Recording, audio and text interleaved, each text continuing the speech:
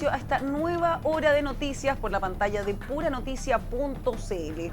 Mi nombre es Camila Rate y les cuento que en la costa de nuestra región de Valparaíso, específicamente en Valparaíso, Viña del Mar y Concón, donde están ubicados precisamente los estudios de Pura Noticia, contamos con una temperatura que ya alcanza los 17 grados y con cielos completamente despejados. Y de esta forma vamos a comenzar con los principales titulares de esta hora.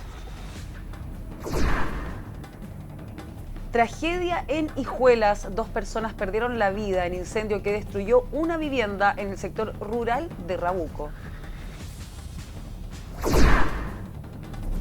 Escándalo en el transporte público de Quilpué y Villa Alemana. Acusan a empresario de quedarse con dineros del subsidio ministerial. Alcaldesa de Viña del Mar, Macarena Ripamonti, propone iniciar su segundo periodo en Viña del Mar con auditoría externa. Asegura que esto les permite aumentar los niveles de transparencia. Gobernador de la región de Valparaíso, Rodrigo Mundaca, critica al gobierno por no eliminar figura de delegado presidencial. Asegura que había un compromiso, pero hasta ahora no se ha cumplido. El manifiesto de los concejales republicanos en Viña del Mar, fiscalización, transparencia y la aún latente acusación contra Ripamonti. Futbolista Valentín Vidal fue detenido por presunta violación y abuso sexual a una niña de 13 años. Simuló ser su primo para retirarla del colegio. Y vamos a dar inicio a esta nueva hora de noticias revisando la portada de nuestro sitio web de puranoticia.cl y las principales informaciones destacadas de esta hora. Y vamos a comenzar con una información a nivel nacional, porque conozca los millonarios sueldos que recibe Andrea Molina por sus 2 trabajos en las municipalidades de Zapallar y de La Reina. Transparencia indica que en Zapallar está a cargo del programa Mujer, Familia y Duelo, mientras que en La Reina trabaja en la articulación y desarrollo de convenios con organizaciones públicas y o privadas de impacto social. Ambos alcaldes están ligados al partido de Unión Demócrata Independiente, más conocido como la UDI. Mientras que en informaciones de carácter nacional, los diputados exigen formalizar al exministro Andrés Chadwick por arista Parque Capital, y apuntan a la UDI. Tiene que dar explicaciones. Fueron parte de las palabras de un grupo de diputados que pide, la formalización del exministro Andrés Chadwick. Mientras que en nuestra región de Valparaíso, pareja en estado de ebriedad fue detenida tras causar daños y agredir a trabajadores del ascensor Concepción en la ciudad Puerto. Mientras que en informaciones también de carácter policial, porque la diputada Camila Flores ganó un juicio contra tienda H&M por discriminación. Aseguró, lo que le dijeron, me han dicho los funcionarios de la tienda de retail, fue que no atienden a fachos. Mientras que en informaciones también de carácter nacional, la abogada del exfutbolista Jorge Valdivia dice que rechazo de recurso de amparo fue una decisión que se basa en errores, de acuerdo a sus palabras. Mientras que el Ceremi de Transportes de la región metropolitana plantea que una estatua, de alguien que una a nuestro país debe ser la que reemplace el monumento del general Baquedano. Mientras que Sebastián Sichel confirma que sufrió amenazas tras rechazar cambio de nombre de la calle República de Israel. Esas son las principales informaciones de esta hora en puranoticia.cl. Y vamos a comenzar esta nueva hora de noticias con informaciones de nuestra región, porque el gobernador regional de Valparaíso, Rodrigo Mundaca, volvió a disparar contra la figura de los delegados presidenciales. En entrevista con Radio Duna, Mundaca señaló que uno de los compromisos de campaña del presidente Gabriel Boric fue la eliminación de este cargo, lo que a 15 meses de dejar el cargo aún no ha sucedido. La eliminación de la figura del delegado presidencial regional fue uno de los compromisos adoptados por el entonces candidato presidente de la República, Gabriel Boric Font, durante su campaña en el año 2021, una medida que, a falta de 15 meses para que concluya su administración gubernamental, pareciera que no verá la luz. Esto fue abordado por el gobernador regional de Valparaíso, Rodrigo Mundaca, quien en conversación con Radio Duna criticó fuertemente a la moneda por no materializar esta medida, que a su juicio beneficia al proceso de descentralización y fortalece la labor de los jefes regionales, recordando que él es justamente el presidente de la Asociación de Gobernadores Regionales de Chile, Agoreche. Bueno, miren, incluso gobernadores electos que van a hacer su primera arma al frente de los gobiernos regionales. No sé, estoy pensando en Yacaman, por ejemplo, han señalado que antes de asumir ellos están en contra de la figura de los delegados regionales presidenciales. Y había un compromiso presidencial en esta materia de terminar con la figura de los delegados regionales presidenciales. Sí. Y eso simplemente no se cumplió. Luego, la máxima autoridad electa de la quinta región precisó que a esta altura, cuando queda 1 año y meses para que concluya el gobierno, esta tarea no se cumplió. Y a esta altura, cuando queda aproximadamente 1 año y meses para que el gobierno concluya su tarea, esta materia no se cumplió simplemente. Y eso genera también muchos traslados, porque en rigor hasta este minuto, los delegados regionales presidenciales tienen funciones básicamente en materia de seguridad. De igual forma, Mundaca precisó que la ministra del Interior sabe cuál es su posición respecto a este tema. La ministra toda sabe cuál es nuestra posición y sabe efectivamente el argumento que nos trae es que así se representa el gobierno central en el territorio. Y a esta altura, que está quedando tan poco tiempo, todos sabemos que esta es algo que no va a ocurrir y por tanto hay un incumplimiento en los compromisos contraídos precisamente con el proceso de descentralización. Pero todos los gobernadores regionales, ningún gobernador regional ha dejado de plantear la necesidad precisamente de terminar con la figura. No obstante que existen mecanismos de colaboración con los delegados regionales presidenciales, nos trasladamos en algunas situaciones, pero sin duda lo que ocurre es que también la población en general tiende a confundirse cuáles son las funciones de los delegados regionales presidenciales. Mira, parece ilógico, por ejemplo, que los delegados regionales presidenciales presidan el COEVA, el Comité Regional de Evaluación Ambiental, y no lo presidan los gobernadores regionales. Consultado respecto a la creación del Ministerio de Seguridad Pública, la autoridad comentó que esta institución no da ningún rol significativo a los gobiernos regionales. Aquí en este tema en particular, Rodrigo, no tenemos unidad de acción del Ministerio de Seguridad. Todo el mundo entiende de que hoy día probablemente la principal preocupación que enfrenta la ciudadanía chilena tiene que ver con seguridad, tiene que ver con salud, pero en el primer orden, o sea, el orden de cosas, seguridad, esta problemática está en el orden de las prioridades, en primer lugar. Sin duda que lo que le planteamos es que este ministerio, el Ministerio de Seguridad Pública, no otorga ningún rol significativo a los gobiernos regionales. No establece mecanismos de coordinación, no hay una articulación multinivel entre los gobiernos nacionales, regionales y tampoco municipales. Añadió que los gobiernos regionales son de las instituciones que más destinan en esta materia y recalcó que en el fondo lo que se plantea es crear una suerte de Seremi que solo se dedicará a reportar. Ni establece tampoco espacio para el aporte o la contribución significativa a los gobiernos regionales, toda vez que los gobiernos regionales somos de las instituciones que más recursos destinan en materia de equipamiento policial, en materia de infraestructura policial, pero una acepción más amplia en materia de seguridad, entendiendo que la seguridad tiene que ver con la protección integral. Somos de las instituciones que más recursos destina también en recuperación de espacios públicos, en apostar fuertemente por el deporte y la cultura como las piedras angulares del buen desarrollo. Entonces, la verdad es que no tenemos unidad que ver con esto, porque en el fondo lo que plantea este proyecto plantea crear una suerte de sheriff, ¿no? Una suerte de Seremi de seguridad que le va a reportar directamente al Ministerio de Seguridad y Seguridad Pública, pero por otro lado también tiene al delegado regional presidencial, que es el que va a coordinar todo el gabinete, y finalmente lo que hace este proyecto, a nuestro juicio, es fortalecer precisamente no la descentralización, sino que la centralización. Mundaca agregó que están planteando tener una división de prevención del delito dentro de los gobiernos regionales.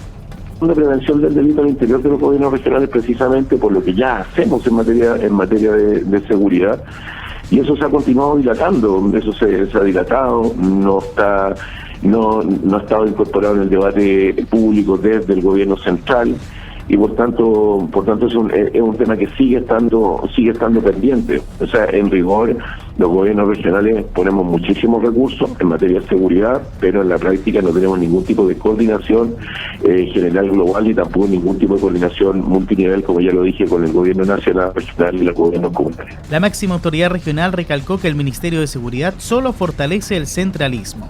Que el proyecto del Ministerio de Seguridad Pública, tal como está, no es para esta medida que fortalece el centralismo, la que favorece la descentralización. Y peor aún, porque nos deja fuera a los gobiernos regionales en el rol de colaborar en enfrentar la delincuencia. Entonces, esta figura del Ceremi de Seguridad Pública lo que hace es que refuerza las competencias de los delegados regionales presidenciales y obviamente el proyecto de ley aparece absolutamente fortalecido. Y eso es evidente. Y para ahondar en este tema, ya estamos en contacto con Raúl Burgos, quien es académico de la Pontificia Universidad Católica de Valparaíso. Raúl, ¿cómo estás? Muchas gracias por conectarte a Hora de Noticias. Hola, buenas tardes. Un gusto estar con ustedes.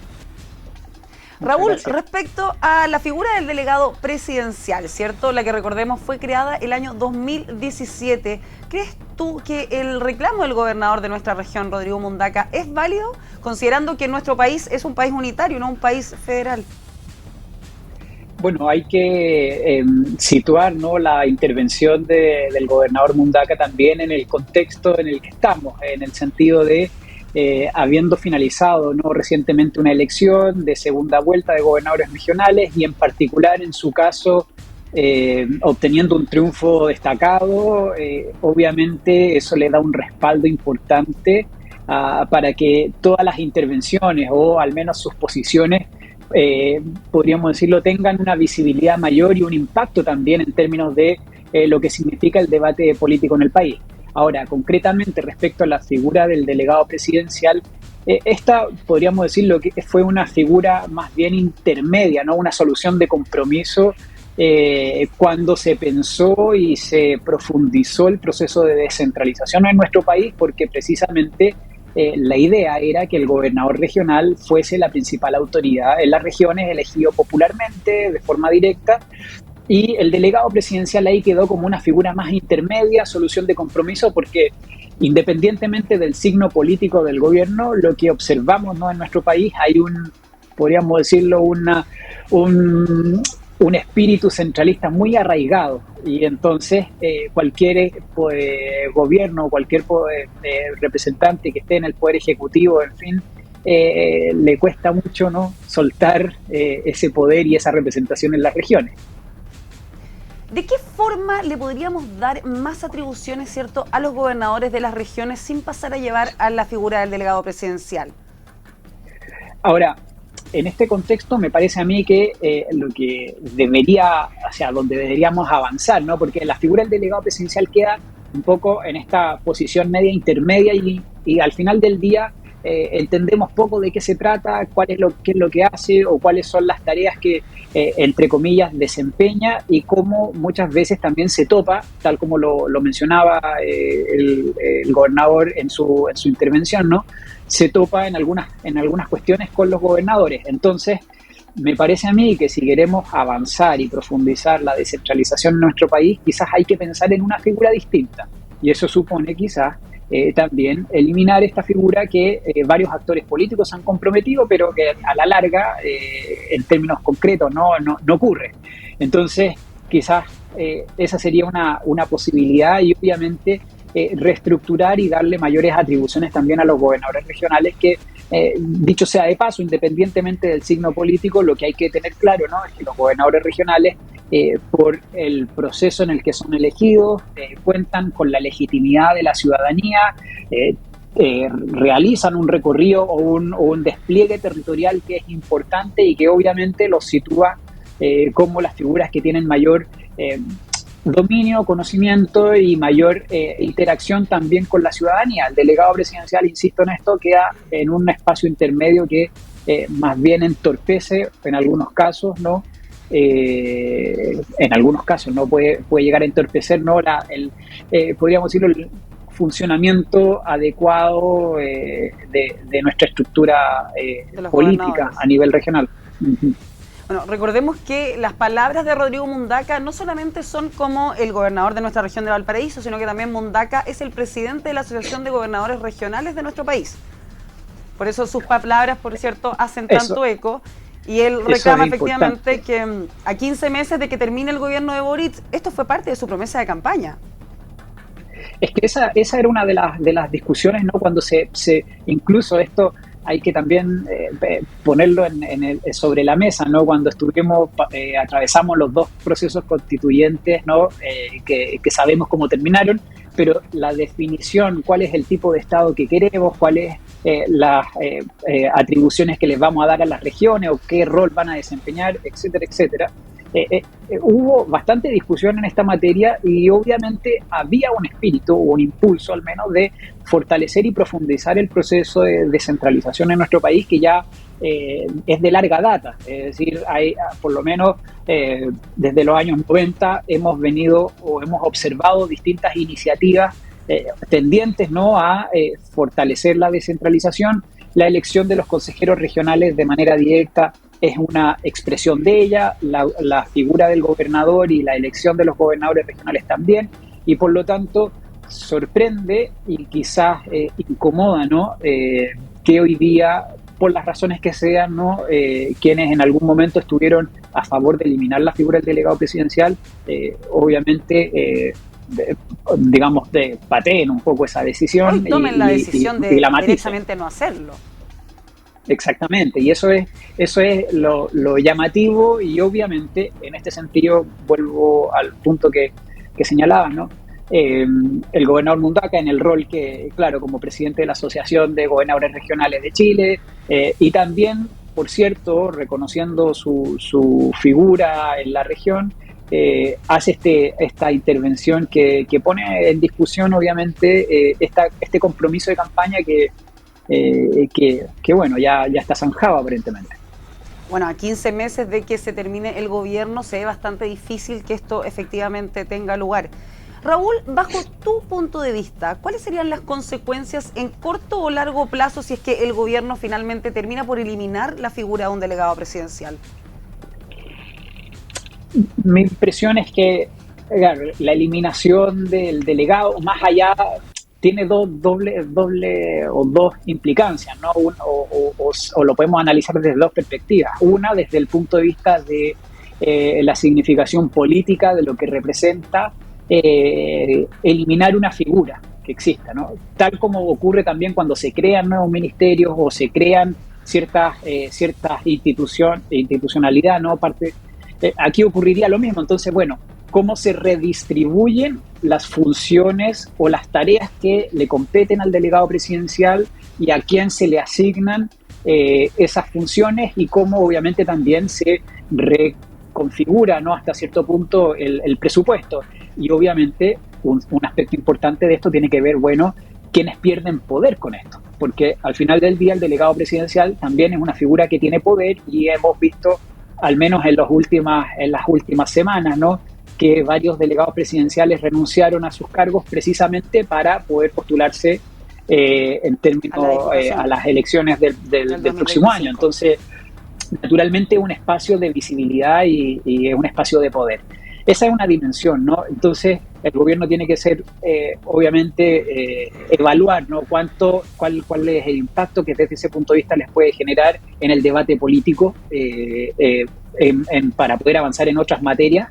Y desde un punto de vista más bien práctico, administrativo, es decir, cómo se resuelven, bueno, las tareas o a quién se le atribuyen esas tareas.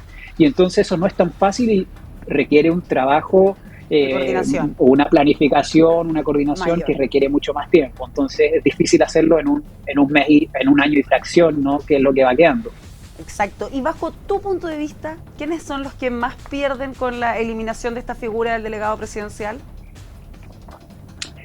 Bueno, en esto aquí hay una posición, ¿no?, que debemos ser claros en esto, ¿no? Si estamos comprometidos, ¿no?, con fortalecer la descentralización, precisamente la eliminación del delegado presidencial afecta naturalmente a los intereses de quienes desde a nivel central, ¿no?, coordinan o tienen presencia en las regiones, y eso, por otro lado, tiende a fortalecer a los actores locales, actores regionales que podrían tener mayor injerencia o mayor capacidad de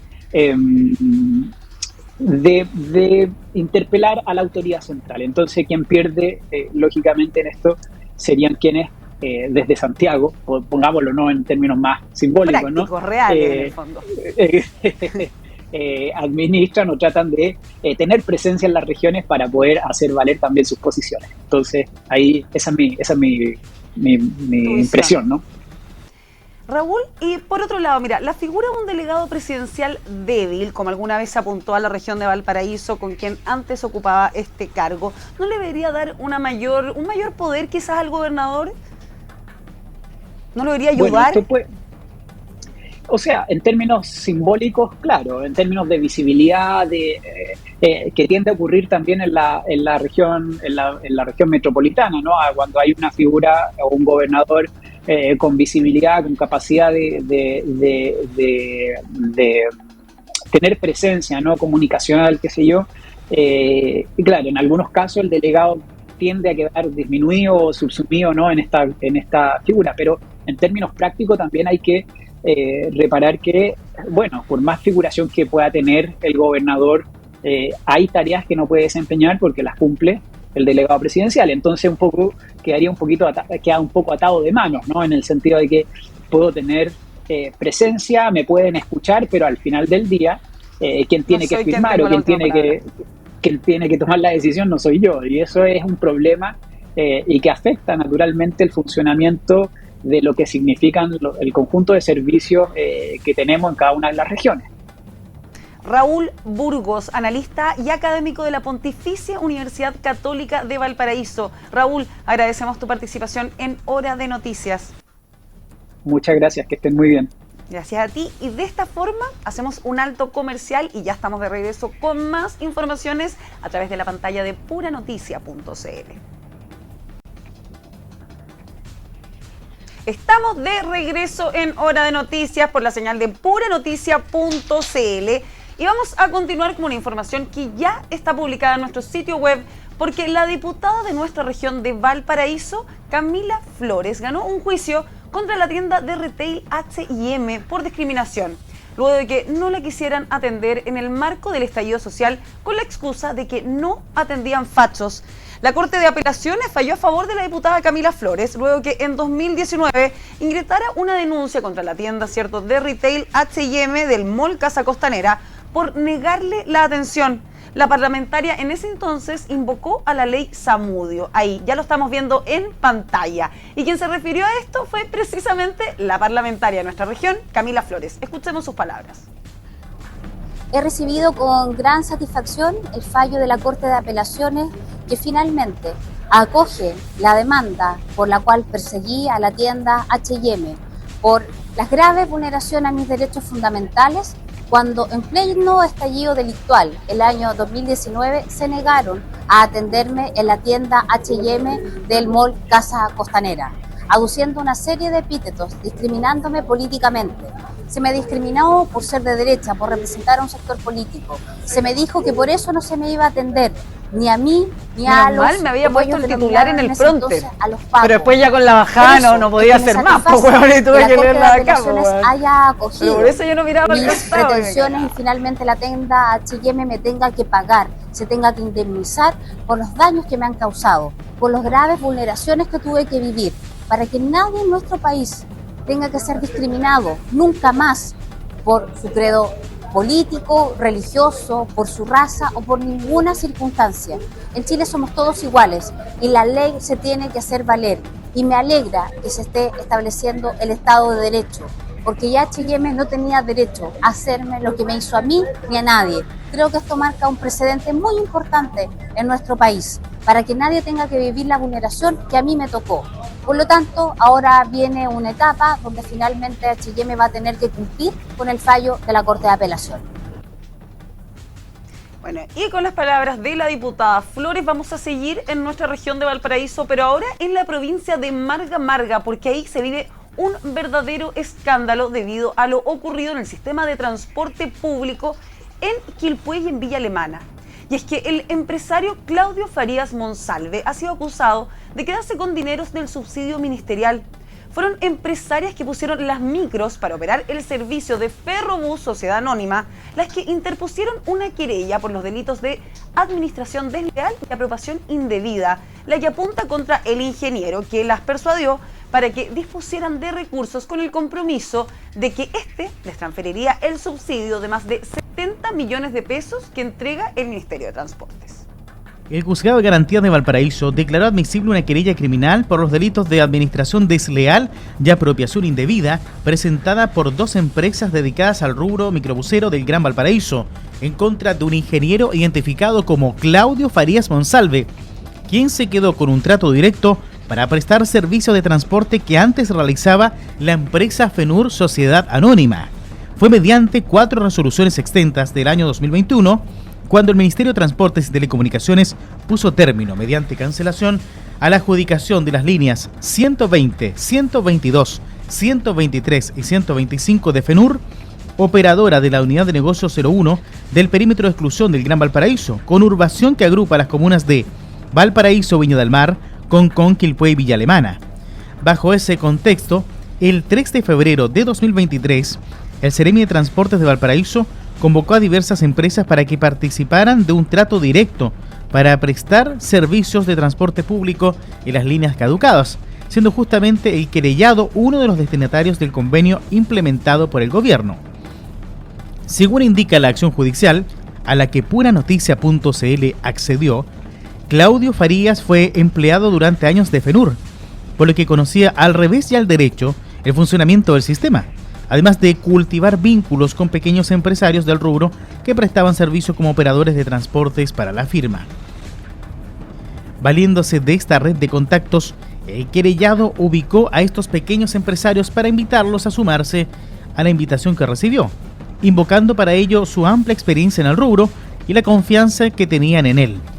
Así logró que aportaran recursos para extender las garantías exigidas por el Ministerio de Transportes.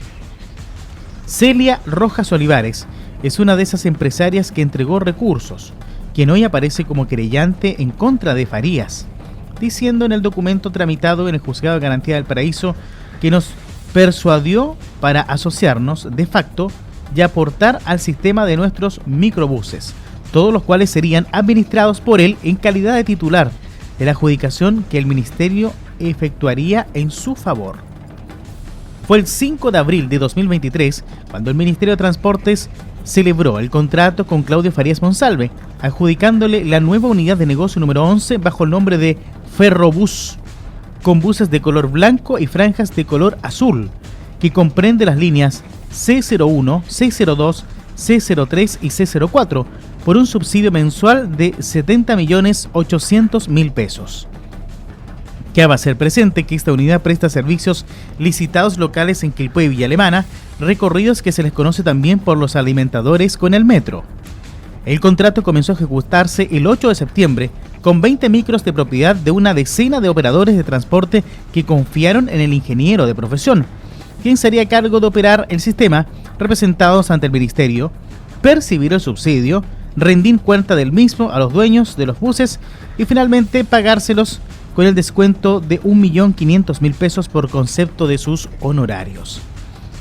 Pese a que el acuerdo con el que se dio inicio al servicio, en la querella se expone que al poco tiempo comenzaron los problemas, pues aseguran que Claudio Farías no administró correctamente los recursos puestos a su disposición. Y es que a pesar de haber recibido el subsidio, afirman que jamás rindió cuenta de los fondos que percibía el Ministerio de Transportes y Telecomunicaciones, reteniendo ingentes sumas de dinero para sí, disponiendo de ellas como si se tratase de fondos propios, en circunstancias que sus titulares éramos los dueños de los microbuses u operadores de transportes. De paso, revelaron en la querella que los subsidios iban a dar directamente a la cuenta corriente del ingeniero beneficiado con el trato directo. Esto a pesar de que él no es el titular de ningún microbús, lo que a juicio de las dos querellantes demuestra que en realidad quienes prestábamos el servicio de transportes éramos los empresarios microbuseros u operadores de transporte y por consiguiente éramos también titulares del subsidio pagado por el Ministerio de Transporte a la Unidad 11. Respecto a las cuentas no rendidas de los fondos que recibía, exponen en el documento que jamás lo hizo y que se negó sistemáticamente a liquidar con cada empresario la participación en el subsidio que le correspondía. Es por todos estos antecedentes que aseguran que Claudio Farías Monsalve retuvo para sí y dispuso como propios una cifra que estiman provisionalmente en 60 millones en un periodo que va entre noviembre de 2023 y julio de 2024. A partir de todas estas situaciones, en la querella se solicita al Tribunal Porteño que el Ministerio Público lleve a cabo una serie de diligencias.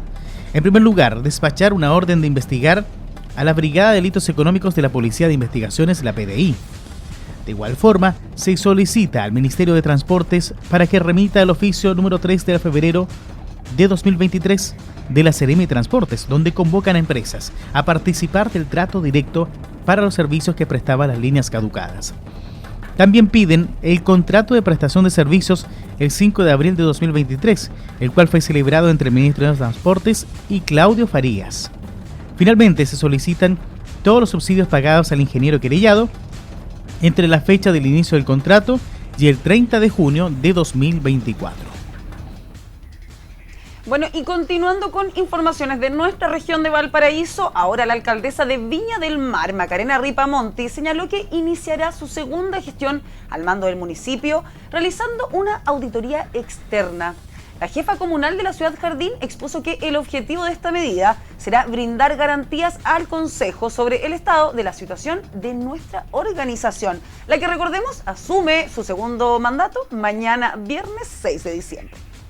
Tras un primer periodo marcado por la gestión financiera, el control del déficit y la erradicación de prácticas poco transparentes, la alcaldesa de Viña del Mar, Macarena Ripamonti, propuso una auditoría externa para reforzar la probidad de la administración financiera de la comuna, siendo esta la primera medida que tomará como presidenta el nuevo Consejo Municipal que asumirá por el periodo 2024-2028. La autoridad sostuvo que la rendición de cuentas es un pilar fundamental de la integridad en el ejercicio de la función pública. Queremos que el municipio de Viña del Mar sea un referente y modelo a seguir en cuanto a la transparencia y participación ciudadana, involucrando a las personas y a nuestros representantes en el ejercicio de la fiscalización. Por ello sostuvo que iniciar nuestro segundo periodo con una auditoría profesional y externa nos permite aumentar los niveles de confiabilidad y transparencia, además de brindar garantías a nuestro Consejo Municipal sobre el estado de situación de nuestra organización.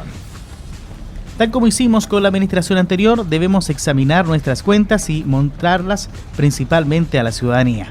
Identificar también todos los espacios de mejora en miras a convertirnos en un municipio de excelencia, siendo un modelo de trabajo para todo Chile.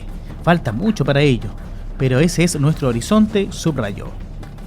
La gestión financiera que desplegó la actual administración, la alcaldía en su primer periodo, desde que se transparentaron las omisiones u inobservancias contables, financieras y administrativas durante el periodo de la exalcaldesa Virginia Reginato, ha tenido como principal objetivo rebajar el déficit heredado y sanear las finanzas de la comuna y avanzar en proyectos que beneficien a toda la ciudad y sus habitantes. Es así que, según el último informe entregado en septiembre por la Unidad de Control, tras haber recibido la municipalidad en junio de 2021 con una deuda que superaba los 20.000 millones, más de 16.000 millones de déficit de la corporación municipal a cargo de la educación y salud de la comuna, a dicho mes se había logrado una rebaja histórica del déficit municipal, llegando a un total de 3.218.671 pesos, el que además no debería fluctuar más de los 5.000 millones. Cabe recordar que en el plan financiero incluyó un diagnóstico acabado de la situación financiera del municipio al inicio del periodo, una planificación acuciosa de recuperación de finanzas y procesos municipales, pagos estratégicos, inversión y control de la deuda, mientras se trabajaba para seguir atendiendo las necesidades de la ciudad. En el caso de la Corporación Municipal de Viña del Mar, al cierre del año 2021, la deuda alcanzaba los 18.000 millones, sin considerar las multas e intereses generados por la deuda previsional, con sus propios funcionarios y proveedores, por lo que la gerencia y la administración municipal desarrollaron un plan de trabajo para ordenar y sanear la situación financiera. Dicho plan incluyó la construcción, por primera vez, de un presupuesto para administrar los ingresos y egresos, para controlar y recibir y reducir la deuda, junto con mejorar la prestación de los servicios de educación pública y atención de salud primaria que se encontraban en precaria situación. Es así que se ha logrado pagar la totalidad de la deuda previsional y de salud con funcionarios de la corporación municipal, que había crecido exponencialmente entre el año 2018 y 2021, superando los 6.000 millones, sin considerar multas e intereses. Esto es puranoticia.cl. Estamos en Hora de Noticias, hacemos un alto comercial y ya estamos de regreso. Estamos de regreso en Hora de Noticias y vamos a continuar con informaciones de carácter policial. Una lamentable información que tuvo lugar pasada la medianoche de este jueves 5 de diciembre, donde un incendio estructural destruyó por completo una vivienda en la comuna de Hijuelas de nuestra región de Valparaíso, donde lamentablemente 2 personas perdieron la vida. Y es nuestra unidad móvil a cargo de Gonzalo Andrés Pérez, quien nos trae todos los detalles de este lamentable hecho.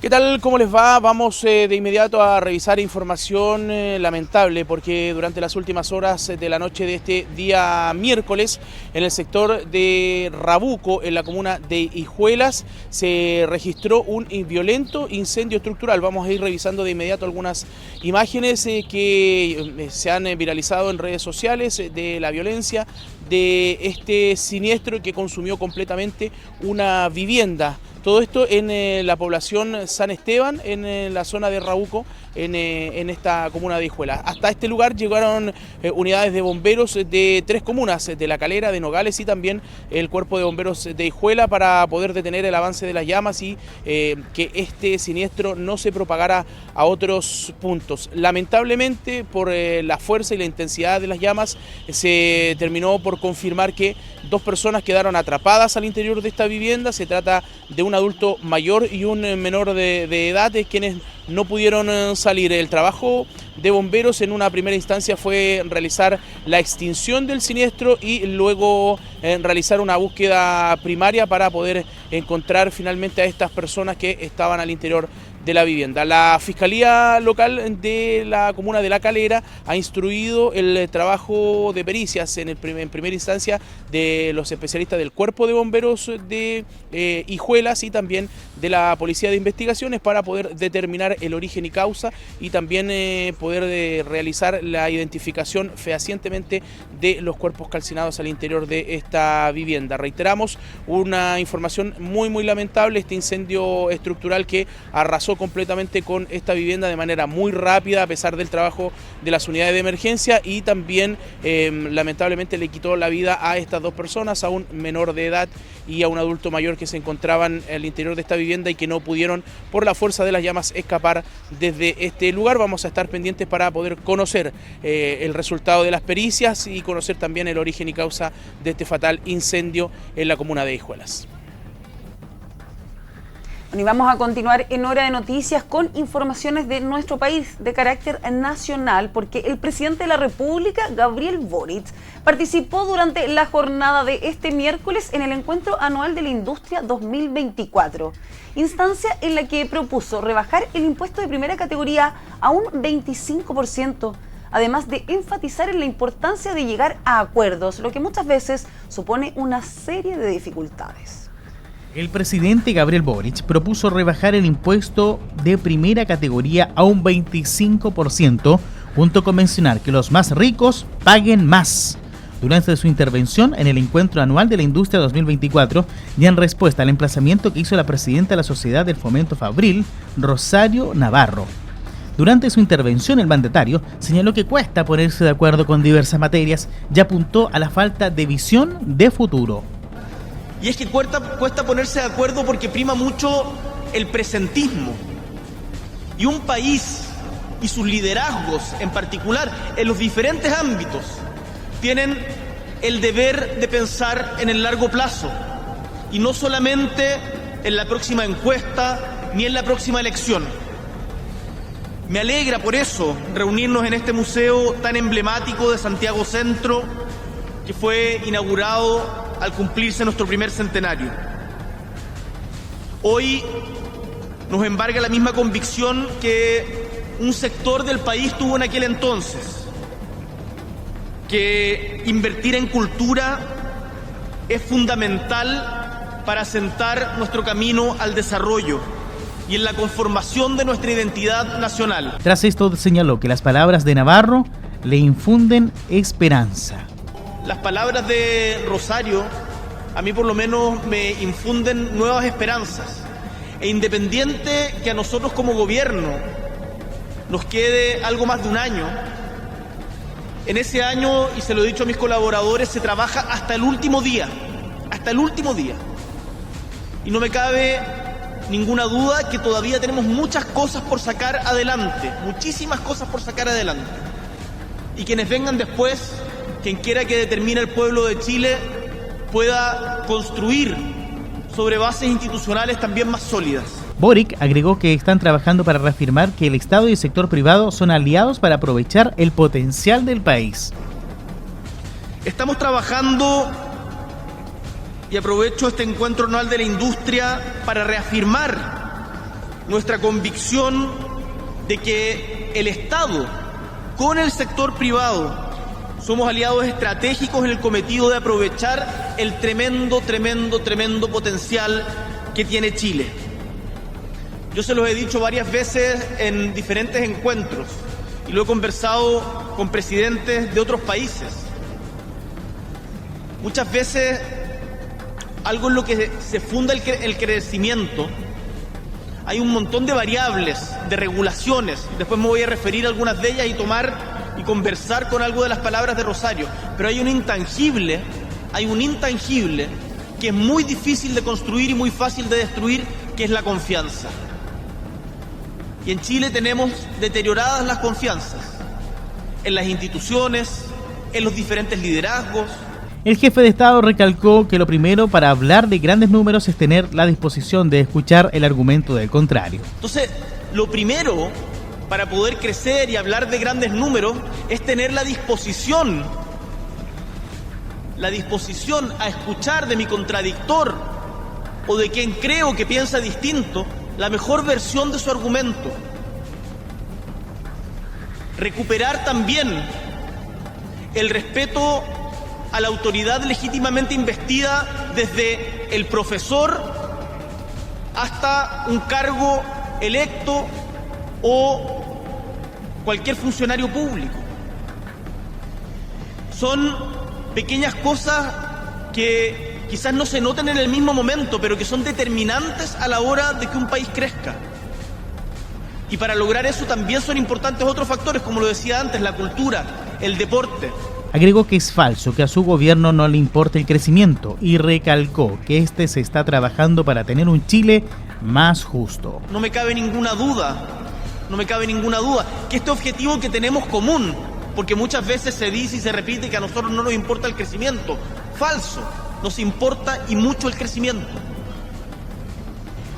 Pero con estos factores en conjunto podemos lograrlo y llegar más allá.